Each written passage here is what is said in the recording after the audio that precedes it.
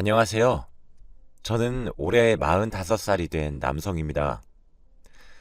제가 정말 어디 가서 하지도 못했던, 할 수도 없었던 이야기를 이렇게 허심탄회하게 털어놓고자 글을 쓰게 되었어요.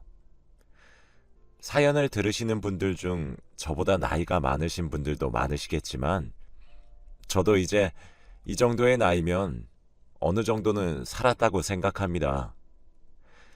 제가 정말 웬만한 일들을 다 겪어보았거든요. 제 좌우명이 젊어서 고생하면 나중이 편하다입니다.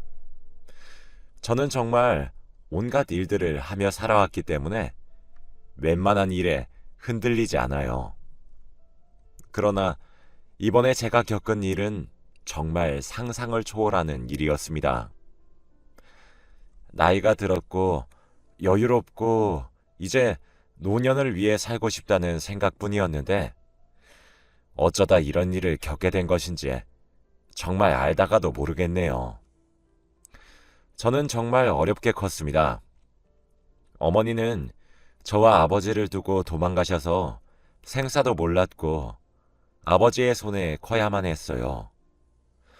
아버지는 당연히 육아든 가사든 뭐든 다 서투르셨죠. 그렇다고 경제적으로 풍족하기라도 했냐 물으시면 그것도 아닙니다. 저와 아버지는 입에 겨우겨우 풀칠할 정도의 가정 형편에서 삶을 살아갔어요. 솔직히 행복한 환경은 아니었습니다. 아버지는 제게 많은 것을 베풀어 주시려고 하셨지만 항상 부족했죠. 저는 아버지처럼 살고 싶지 않았습니다. 그래서 그런지 저는 젊었을 때부터 안 해본 일이 없어요. 제가 고등학생 정도가 되고 나자 신문을 배달하기도 하고 치킨을 배달하기도 하면서 자금을 모았죠. 그렇게 해서 작은 사업을 하게 되었습니다. 동업하기로 한 형님한테 사기도 당해봤고 사업이 망해본 적도 있어요. 하지만 저는 그런 실패들이 전혀 두렵지 않았습니다. 실패해도 계속해서 일어서기만을 반복했어요. 사람들은 제게 손가락질을 하며 정신이 나갔다고 비웃기도 했지만 전 제가 성공을 손에 쥘 수 있을 때까지 포기하지 않았죠. 마침내 30대 중반의 나이에 들어서면서 제가 하고 있던 사업이 주목을 받기 시작했고 순식간에 돈방석에 앉게 되었죠. 처음 5명에서 시작했던 제 사업은 이제 어느덧 20명의 직원을 부릴 정도로 크기가 커졌습니다. 한 달의 수입이 몇천 원 물론 억을 넘나들기 시작했어요. 물론 그만큼 눈코 뜰 새 없이 바빴습니다. 사업이 한창 자리 잡는 데까지는 그로부터 5년이란 시간이 더 걸렸어요. 40을 넘기고 나서야 제 사업체는 안정을 찾을 수 있었습니다. 젊어서 했던 고생이 너무 많았던 터라 그래서 그런지 이 나이가 되도록 연애 한번 제대로 해보지 못했어요. 아버지는 죽기 전에 제가 신부를 하나 데려와 결혼식을 올리는 것이 소원이라고 하셨죠. 이제 성공했으니 여자만 만나면 되지 않겠냐고 매일을 잔소리하셨습니다. 솔직히 저도 이 정도 나이가 차니까 이제 여자를 어떻게 만나야 되는지도 모르겠더군요. 그래서 결혼정보 업체에 가입을 하게 되었고 그곳에서 제 아내를 만나게 되었습니다. 아내는 정말 어린 사람이었어요. 저에 비해 말이에요. 저보다 10살이나 어렸던 아내는 정말 착하고 예쁘고 아름다운 여성이었습니다. 얼굴도 작았고 하얀 피부에 나긋나긋한 성격까지 가지고 있었죠. 여자를 만나본 적이 없었던 제가 순진해서 좋다고 하더라고요. 그렇게 저는 그녀에게 홀라당 넘어갔고 저희는 교제를 시작한 지 1년 만에 서로 결혼에 대한 이야기를 나누었습니다. 아무래도 제가 나이가 10살이나 많다 보니까 결혼이 급한 입장은 저였거든요. 상견례까지 하는 시간이 1년이나 걸려서 그렇지 여자친구네 쪽 집안에서도 제가 나이가 많다는 점만 빼면 더할 나위 없이 좋은 조건이었던 것인지 상견례 이후부터는 결혼 준비가 정말 일사천리로 진행이 되었어요. 저흰 그렇게 많은 사람들의 축복 속에서 결혼식을 하게 되었습니다. 신혼여행도 초호화로 다녀왔어요. 사랑하는 아내가 하고 싶다는 것을 모두 해주고 싶었거든요. 사실 저희 아버지는 아내와의 결혼은 조금 반대하셨어요. 아내는 모은 돈이 별로 없었거든요. 아버지는 나이가 저만큼 먹을 정도로 모아둔 돈이 겨우 몇천 뿐인 것이 말이나 되는 것이냐며 반대하셨지만 결국 자식을 이기는 부모가 없다고 마지못해 허락하셨어요. 하지만 허락을 하심과 동시에 조건을 다셨습니다. 혼인신고는 2년 정도만 더 살아보고 하기로 말이죠. 전 아버지의 말에 동의를 하고 아내와 충분히 상의를 걸친 뒤 2년 뒤에 혼인신고를 하기로 약속 후 결혼을 할 수 있었습니다. 사실 경제적으로 여유로운 사람은 저였기에 저는 아내가 돈이 많든 적든 딱히 중요하지 않았어요. 돈이 있는 사람이 더 내면 된다고 생각했거든요.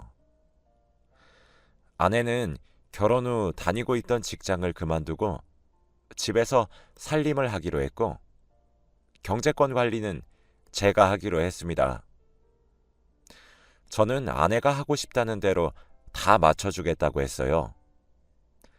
하지만 아내는 전업주부가 된 이후 집안일엔 점점 손도 대지 않기 시작했습니다. 쌓여있는 설거지거리들과 그 위를 날아다니는 초파리들. 제가 잔소리를 조금이라도 하려는 자세만 취하면 귀신같이 알아차려서 오히려 제게 다다다다 쏘아붙이는데 점점 너무 힘이 들어갔어요. 집안일이 힘드니 도우미 아주머니를 쓰게 해달라고 징징거리기도 했죠. 그리고 무엇보다 아내의 사치는 점점 심해졌습니다. 매달 받아가는 생활비는 처음엔 200만 원 정도였다가 어느새 보니 500만 원으로 올랐더군요.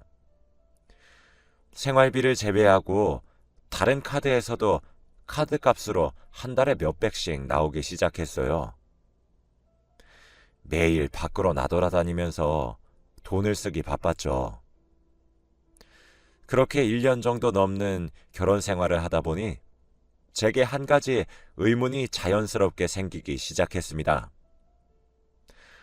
전 제 아내를 사랑해서 결혼을 하게 된 것인데 과연 제 아내도 저를 사랑해서 결혼을 한 것일까 하는 의문 말이죠.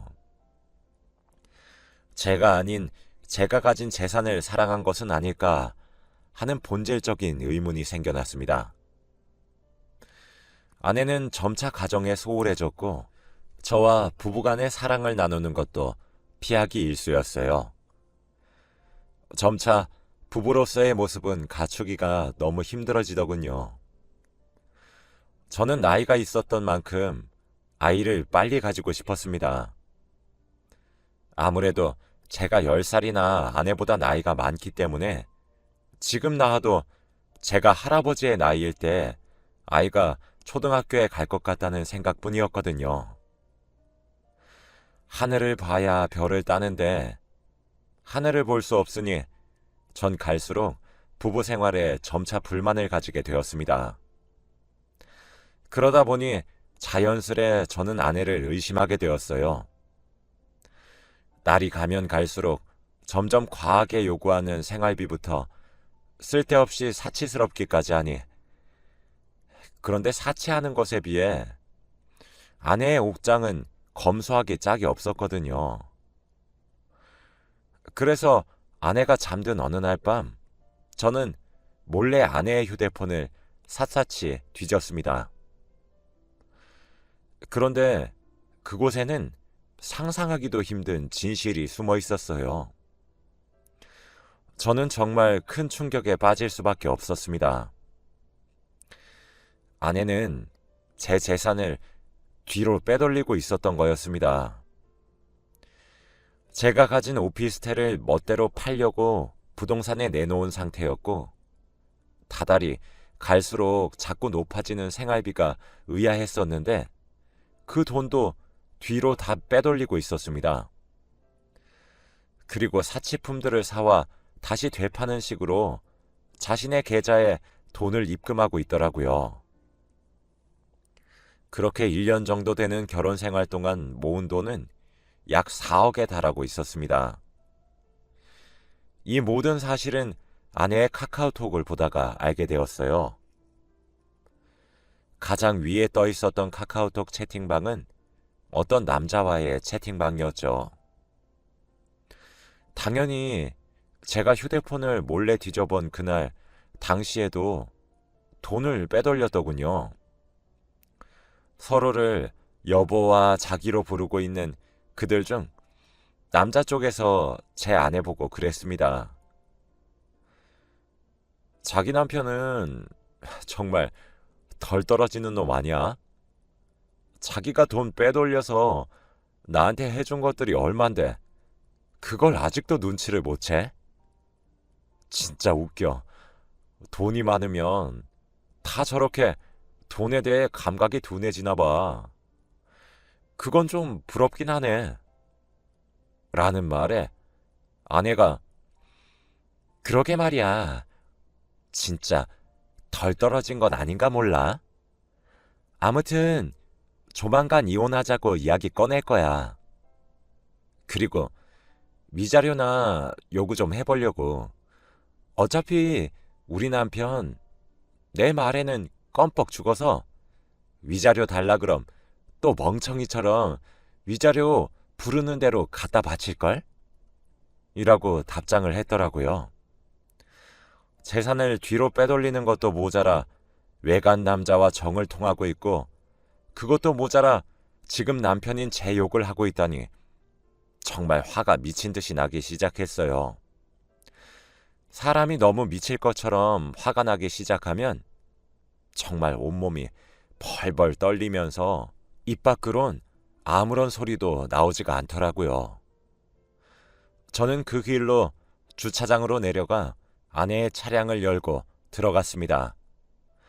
블랙박스에 저장된 칩을 꺼내 그 속에 든 것들을 확인했지요. 그걸 확인해 보니 카카오톡의 대화방은 솔직히 애교 수준이었습니다. 블랙박스는 판도라의 상자 그 자체였습니다. 솔직히 너무 충격적이었습니다. 그 영상들을 확인하는 과정에서 제가 느꼈던 배신감은 정말 이루 말로 표현할 수 없어요. 그런데 제가 더욱 충격이었던 것은 뭐였는지 아시나요? 하루는 아내는 그 상간남에게 명품을 선물해 주더군요. 상간남은 그 명품 선물에 뛸 듯이 기뻐했고 말이죠. 그런데 그 명품이 다른 브랜드보다 꽤나 값이 조금 나가기로 유명한 브랜드였기에 자기 딴에 걱정이 조금 되었나 봅니다. 상간남이 아내에게 물었어요. 자기야, 이러다가 걸리면 어떡해? 라고 말이에요. 그런데 세상에 아내가 뭐라고 대답했는지 아시나요? 걱정 마. 바빠서 자기 재산이 얼마 있는지도 모르는 사람이야. 대신 우리 귀여운 자기가 예쁘게 써줘야 해. 내가 이거 고른다고 얼마나 심혈을 기울였는지 알아? 하더군요. 상간남은 그래도 이거 남편이 알면 범죄 아니야? 자기 이러다가 큰일 나면 어떡해? 라고 물었어요. 아내의 대답은 기가 막혔습니다. 괜찮아. 원래 부부 사이가 친족 상돌에 해당하고 있어. 웬만하면 처벌 못해. 으이크, 우리 자기는 별 걱정을 다 하고 있다. 정말, 아이고 귀여워. 라고 했더라고요. 상간남은 그 말에 와, 우리 자기 똑똑한 것 봐.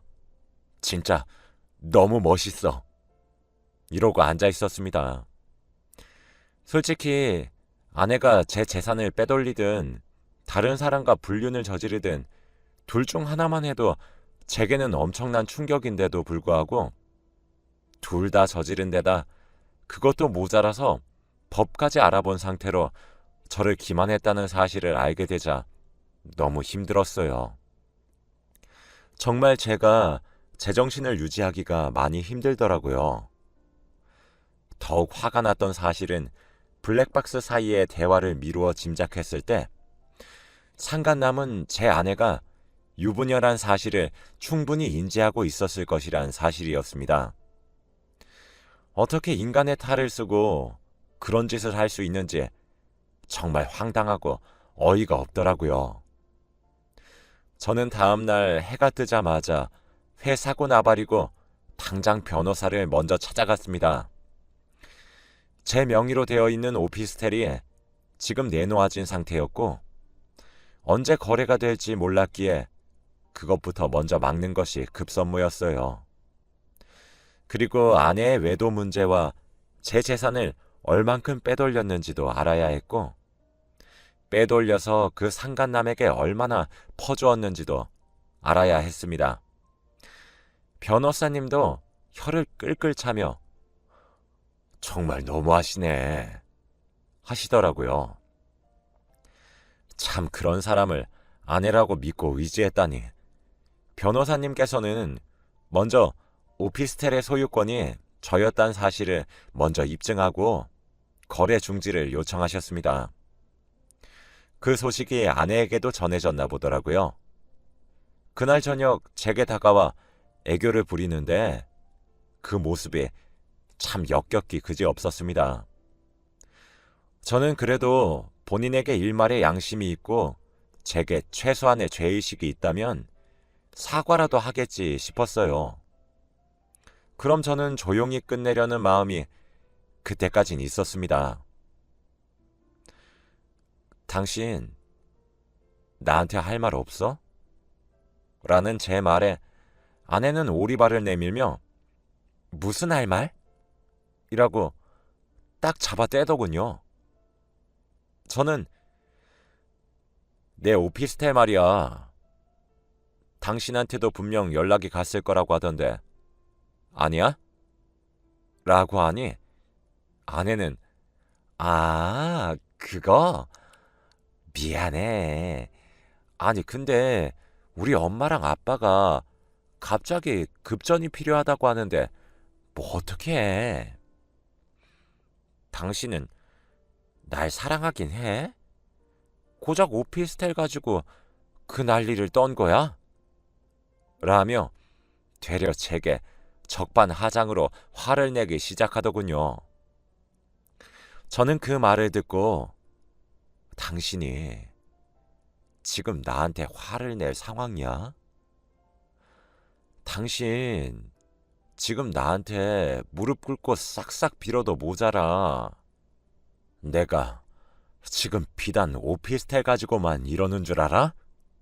라고 크게 소리치니 아내는 움찔하면서도 끝까지 오리발을 내밀더군요. 저는 거기서 더 밀어붙이기 시작했습니다. 당신 상간남부터 시작해서 생활비도 뒤로 빼돌렸더라? 그것도 1년 동안 4억씩이나. 1년에 4억을 빼돌린 것도 놀라울 지경이야. 근데 어떻게 이렇게 뻔뻔하게 나와? 당신은 양심이란 것도 없어? 날 사랑하긴 했니? 그동안 내 앞에서 했던 행동들과 보여줬던 모습들은 모두 연기였던 거야? 라고 소리를 꽥 질러버렸죠. 아내는 아, 소리 좀 그만 질러. 귀 따가워 죽겠네. 그래, 뭐 그렇다면 어쩔 건데. 다 됐고 그냥 이혼하자. 당신도 이런 나랑 그만 살고 싶을 것 아냐. 이혼해 그럼. 이혼하자고. 그런데 당신 돈은 돌려주지 않아도 되는 건 알지? 어차피 부부 사이에 재산죄 이런 건 처벌도 안 되거든? 그냥 깔끔하게 이혼하자. 서류에 사인하고 나한테 보내. 그럼 나도 사인할게. 이제 됐니? 아휴, 시끄러. 하고는 그대로 집을 나가버렸습니다. 후에 알고 보니 저희 집을 나가 상간남의 집을 찾아갔다고 하더라고요. 저는 정말 분통이 터져 미칠 것만 같았습니다. 너무너무 억울했고 화가 났어요. 정말 아내의 말대로 이렇게 끝내야만 한다는 상상만 해도 우라가 치밀었죠. 그런데 변호사님이 그러시더군요. 아내의 말씀이 맞습니다. 친족 상도례는 부부 사이에 적용되어요. 하지만 혼인신고를 하지 않으셨다고 한다면 사실혼이라고 봐야 해서 친족 상도례에 해당하지 않습니다. 라고 하시더라고요. 아버지의 말씀이 맞았던 것이죠. 제가 혼인신고를 일찍 해서 정말 법률적인 혼인관계였다면 친족 상도례에 해당되어서 꼼짝없이 당할 뻔했었는데 아버지의 말을 듣고 혼인신고를 하지 않아 친족 상도례에 해당되지 않았고 저는 형사와 민사 둘 다 고소를 할 수 있었습니다. 알아보니 아내는 자신의 통장에 빼돌린 금액 4억과 상간남에게 갖다 바친 2억의 돈을 합쳐 총 6억의 재산을 제게서 갈취했더군요. 그때쯤 되니 저는 아내를 처벌하기 위해 혈안이 되어 있어서 결국 고소를 진행했습니다. 아내는 고소를 당하고 난 뒤에야 눈물로 제게 호소를 하기 시작했어요. 돈에 눈이 멀어서 몰랐다는 둥, 한 번만 용서해주면 안 되겠냐는 둥, 기회를 한 번만 더 주면 정말 잘하겠다는 둥, 말 같지도 않은 소리를 짓거리더군요. 저는 아내의 이중적인 태도에 정말 환멸이 났고 민사와 형사 둘 다 진행했습니다. 저희는 결혼식을 올렸고 많은 사람들에게 축하를 받았기에 비록 사실혼 관계였지만 아내에게 위자료 청구가 가능했고 또한 상간남에게도 위자료 청구가 가능하더라고요. 상간남은 재판을 받으면서도 유부남인 줄 전혀 몰랐다고 딱 잡아뗐지만 블랙박스 녹취록에 담겨 있었던 대화를 증거로 상간남의 주장은 묵살되었습니다. 제 아내는 결국 제게 빼돌린 재산 6억 전액을 배상해야 했어요. 그럼에도 불구하고 형사처벌은 피할 수가 없었죠. 아내는 징역 1년을 선고받았습니다. 상간남 또한 제게 위자료로 2,500만 원을 지불해야 했어요. 그렇게 길다면 길고 짧다면 짧은 지옥 같은 싸움은 제가 승리를 하며 끝나게 되었습니다. 하지만 제게는 상처뿐인 승리였어요. 상간남에게 받은 위자료는 제가 아버지께 드렸습니다. 아버지는 오히려 자신이 좀 더 적극적으로 말렸으면 제가 이런 꼴을 보지 않았을 것 아니겠냐고 하시며 제게 미안하다고 하시더라고요. 참 잘못한 사람 따로 있고 사과하는 사람도 따로 있고 이게 무슨 꼴인지 정말 모르겠더군요. 사실 이렇게 담담하게 이야기할 수 있게 되기까지는 꽤 오랜 시간이 흘렀어요. 벌써 2년 전에 일어난 일이었으니까요. 저는 아직 제 배우자가 없습니다. 제가 여자에게 너무 커다란 배신감을 느껴서 그런 것인지 여자를 만나야겠다는 생각도 따로 들지 않고 또 그런 사람을 만나게 되는 것은 아닐까 싶어 걱정스럽기도 한 것 같아요. 그리고 저는 남녀 관계에 있어 무엇보다 신뢰의 관계가 가장 중요하다고 생각을 참 많이 합니다. 이런 경우를 겪어서 더욱 크게 하게 된 것 같기도 해요. 이제 저도 과거의 상처를 훌훌 털고 좋은 인연을 만나고 싶은 마음이 생기는 것 같습니다. 제 이야기는 여기까지예요. 여러분들에게 응원을 듣고 싶은 마음이네요. 제가 다음엔 정말 제 짝을 만날 수 있길 간절히 빌어주시고 응원해 주시길 바랍니다. 제 이야기를 들어주셔서 정말 감사드리고 오늘 하루도 행복하시길 바라며 이만